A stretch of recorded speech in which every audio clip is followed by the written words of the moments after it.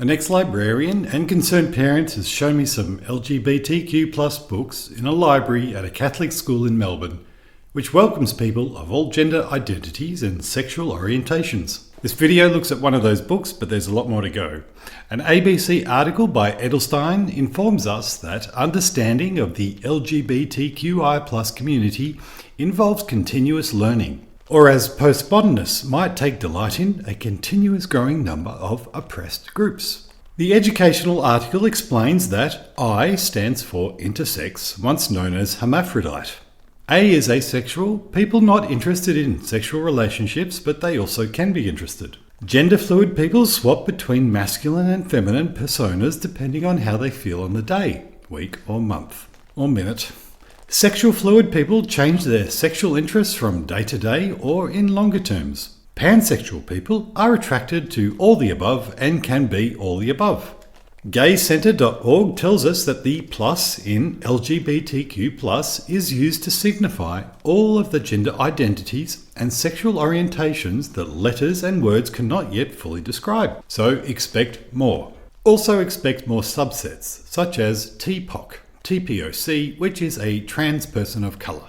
Non-binary is someone who exists outside of male or female gender. You have autigender for people who are autistic, and then you have the less popular xenogender for a person who identifies as a real or imaginary animal or texture, size, light, shape, sound, or other sensory characteristic. So people who identify as a sensory characteristic are a few letters down from lesbians.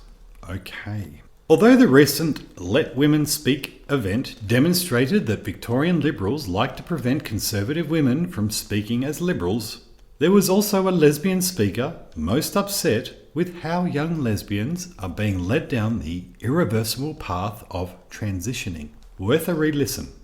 There is nothing more Orwellian than the government's change or suppression practices Prohibition Act.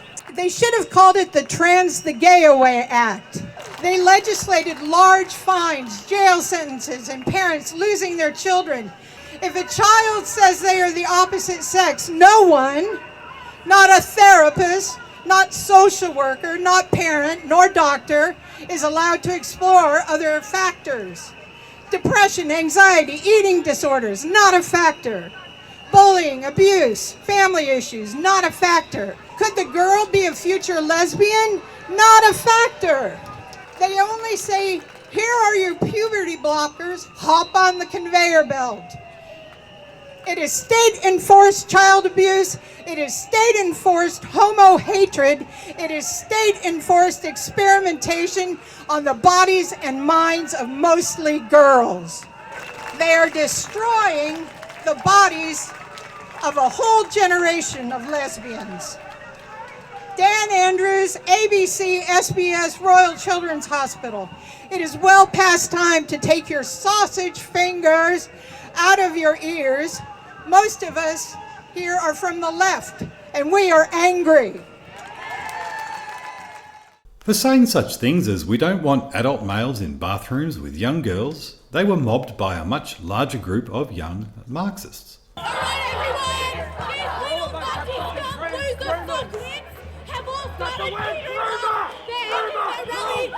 If you're not yet aware, this recent push of expert adults coercing young adults to transition their bodies is actually creating a new community called the D-Trans community. Those upset that they were encouraged to permanently change their bodies.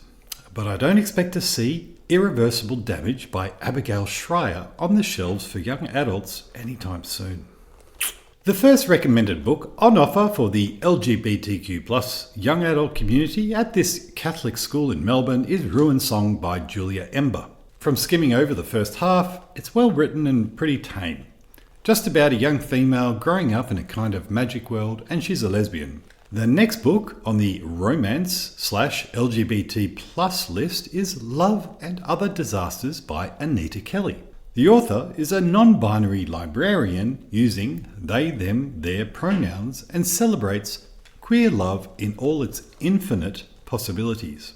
How nice. The book is about a divorced adult woman, Dahlia, who falls for a non-binary adult called London, while both on a reality TV cooking show.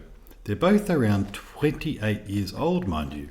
London uses their, they, them, themselves pronouns. By page 2, this is very confusing, and more so as further characters appear throughout the book. Plural replace for singular reads as if London is always walking around with an invisible friend, making London seem schizophrenic.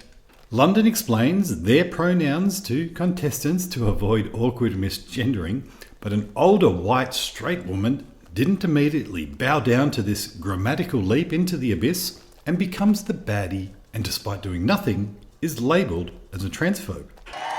Transphobes, fuck off! Transphobes now! Transphobes, fuck off! In London's world, there are a million ways to be trans. And if she wins, the show's prize money will start a not-for-profit for LGBTQ kids in Tennessee, America.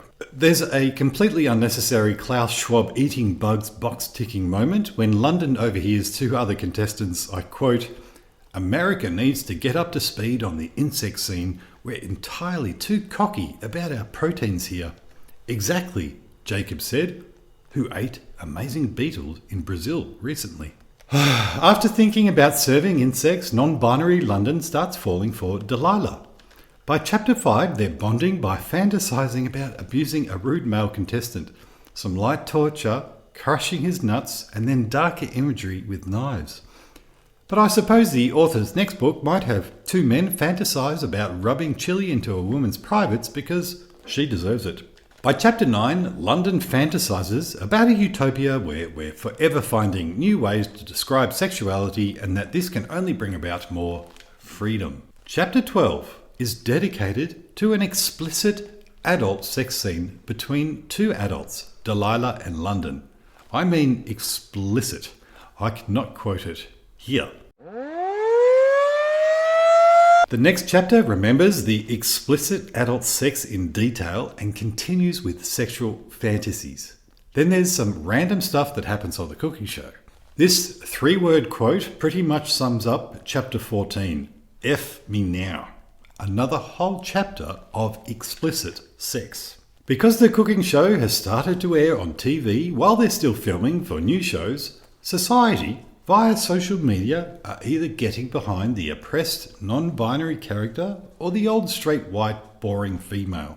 Who will young readers of this book side with?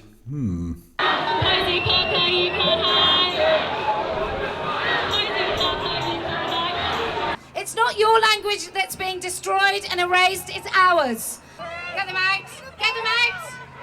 Get them out! Get them out!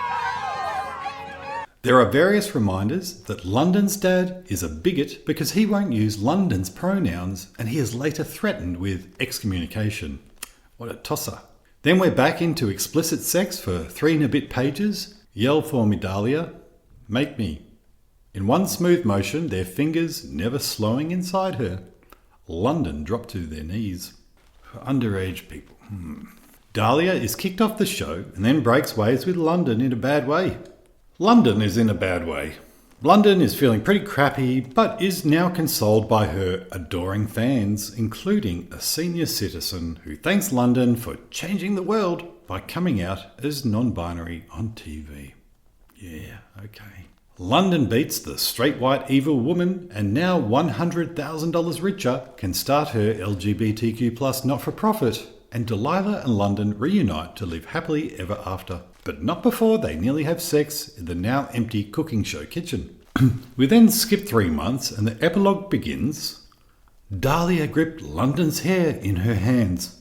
"Oh fuck," she said. "London, I'm close." London pulled back to grin up at her. "I know, you're rather obvious about it. Just... Dahlia groaned, exasperated, before she pushed London's cheeky face back between her legs. "I need you to... Oh." The end. So there you have it, a book with very explicit and graphic sex scenes which champions young adults becoming non-binary, encourages transitioning, requires a reader to deconstruct grammar, and is embedded with ideology. chosen specifically by adult librarians with purpose and intention, with parents being none the wiser. I asked the librarian mum who contacted me what age is young adult in a school library and in a public library. The response: young adult in public libraries is anything from tweens to teens to 18 years of age. More tweens are reading these books. In year 7 to 10 school libraries, they have mature reader stickers, which they whack on certain books. Mature readers really means anything goes. Or it might be because at some point in a book, a boy character is from an abusive household, so a warning label is needed. LGBT plus books rarely receive this sticker, instead getting a rainbow sticker. Librarians email parents if requesting a mature reader book, but not so for the LGBTQ plus books. Anyway, the next book on offer for the same young adults at this school is titled Me and White Supremacy. I've yet to read it, but the blurb sounds promising.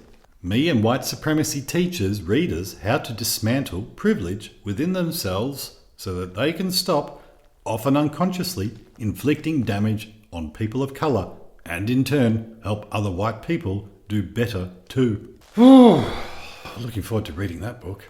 Anyway, to finish on a positive note, the True Arrow Academy platform is coming along nicely. 150 multiple choice questions have just been submitted for 3 short courses on climate realism and critical thinking.